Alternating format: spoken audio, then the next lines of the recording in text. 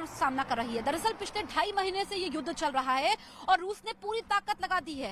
हर हथकंडा रूस अपना रहा है, लेकिन फिर भी जीत नहीं मिल पा रही है। खतरनाक हथियार हैं और ऐसे में यूक्रेन के सैनिक भी जवाब दे रहे हैं। लेकिन क्या वजह है कि रूस के खतरनाक हथियार निकालने के बाद भी यूक्रेन के सैनिक उनको नेस्तनाबूद कर रहे हैं और रूस विजय नहीं प्राप्त कर पा रहा है? एक रिपोर्ट के जरिए हम आपको समझाते हैं।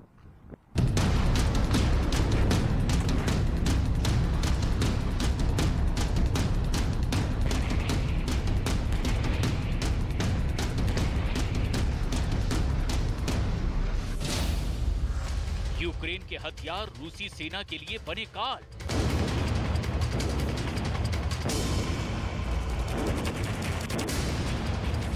यूक्रेन में रूस के टैंक क्यों हो रहे हैं तबाह?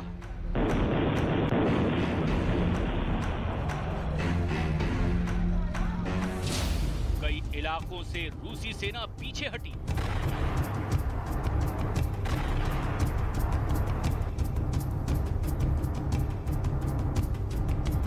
यूक्रेन और रूस की जंग में राजधानी कीव मलबे का ढेर बन गई है। कीव के आसपास के इलाकों से सामने आई तस्वीरें रूसी सेना की बर्बरता की कहानी बयां कर रही हैं।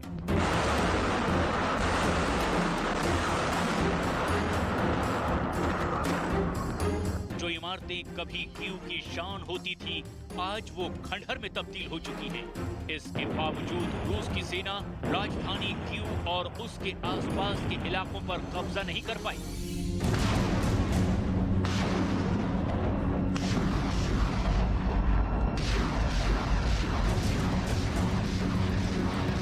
कीव में यूक्रेन के सैनिकों ने डटकर रूसी फौज का न सिर्फ सामना किया, बल्कि उन्हें लौटने तक को मजबूर कर दिया था। कीव के पास होरेंका में रूसी सेना और चेचेन लड़ाकों के प्लान को नाकाम करने के लिए यूक्रेन की सेना ने ऐसा जाल बिछाया कि उसमें रूसी सेना और चेचेन लड़ाके फंस कर रह गए और बाद में उन्हें लौटना पड़ा। अगर कमांडो या जवान ऐसे लड़के आगे जाता है, तब सीधी तरीके से ये रस्सी है या तार है वो खींचती है और दोनों की ओर से पिन निकल जाती है और वही जबरदस्त धमाका होता है।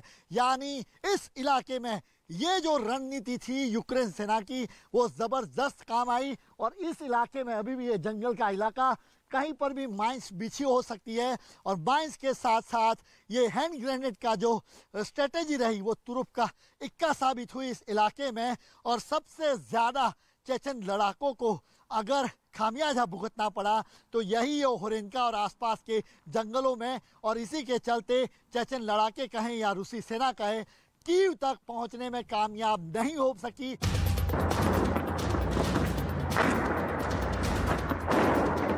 जंग के दौरान रूसी सेना ने यूक्रेन के कई शहरों को अपना निशाना बनाया।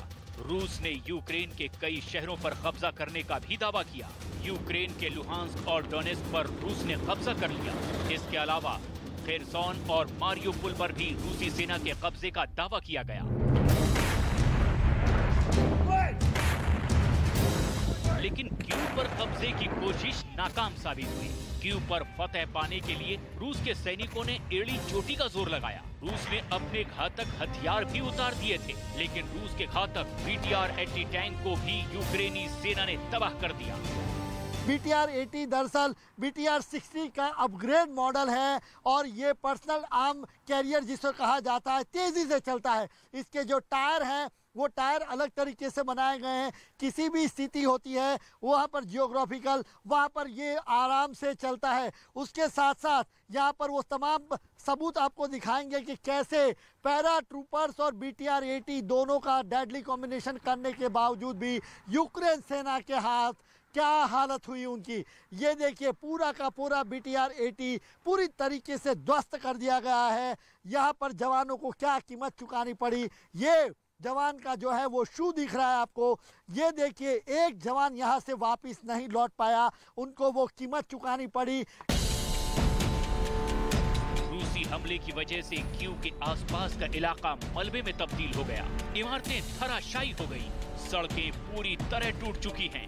चारों तरफ सिर्फ बर्बादी की तस्वीरें ही दिखाई दे रही है। हम इस वक्त महज यूक्रेन की राजधानी कीव से 30 किलोमीटर की दूरी पर हैं और यहाँ पर रूसी सेना ने किस तरीके से नुकसान पहुंचाया है ये आप देख सकते हैं। तबाही का मंजर हर तरफ हमें नजर आ रहा है।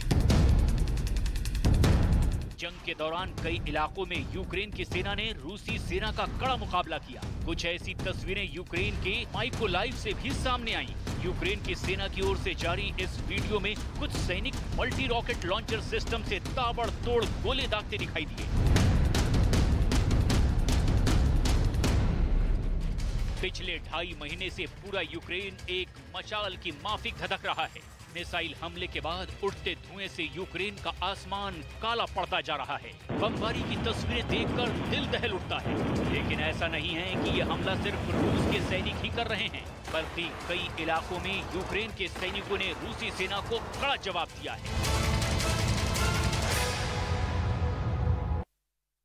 भारत की बड़ी financial subscription service money control pro special offer के साथ अपनी 3री वर्षगांठ मना रही है। रोजाना सिर्फ ₹1 में मनी कंट्रोल प्रो सब्सक्राइब करें और ₹1 लाख से ज्यादा के ऑफर्स पाएं।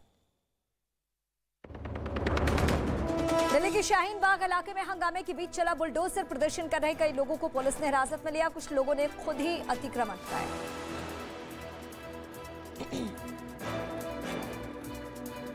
हमारा जोर है पूरे जोन के ऊपर, हर गली हर रोड के ऊपर जहां पर इंक्रोचमेंट होगी उसको रिमूव किया जाएगा। सुप्रीम कोर्ट पहुंचा दिल्ली के शाहीन बाग में अतिक्रमण हटाने का मामला। कुछ ही देर में होगी मामले पर सुनवाई। विक्ट्री डे पर मॉस्को में दिखी रूस की ताकत। रेड स्क्वायर पर पुतिन ने ली परेड की सलामी। पुतिन ने कहा, हमने पश्चिमी हमले का जवाब दिया। तरफ भाग खड़ा हुआ। इसी तरह एक और सैनिक टैंक से कूदकर वहां से भाग निकला, जबकि एक दूसरा सैनिक जान बचाने के लिए रेंगते हुए पास में बने एक गड्ढे में चिप गया।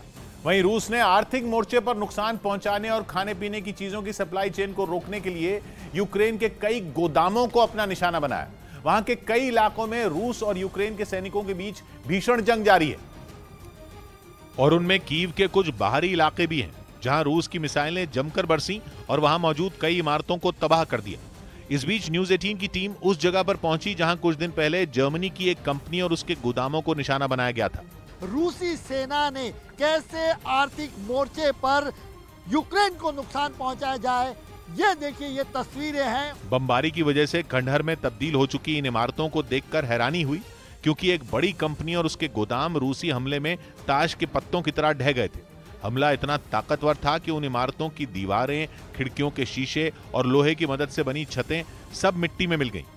हर तरफ मलबे का ढेर लग गया और उन गोदामों में रखा सारा सामान बर्बाद हो गया। बताया गया कि इन गोदामों में यूरोप के कई देशों से सामान आता था और फिर यहीं से इसे पूरे यूक्रेन में पहुंचाया जाता था। इस बीच खार्किव में यूक्रेन की सेना ने रूसी सेना के एक टैंक को मिसाइल से हमला कर तबाह कर दिया। सबूत के तौर पर जेलेंस्की की सेना की तरफ से इस हमले का एक वीडियो भी जारी किया गया।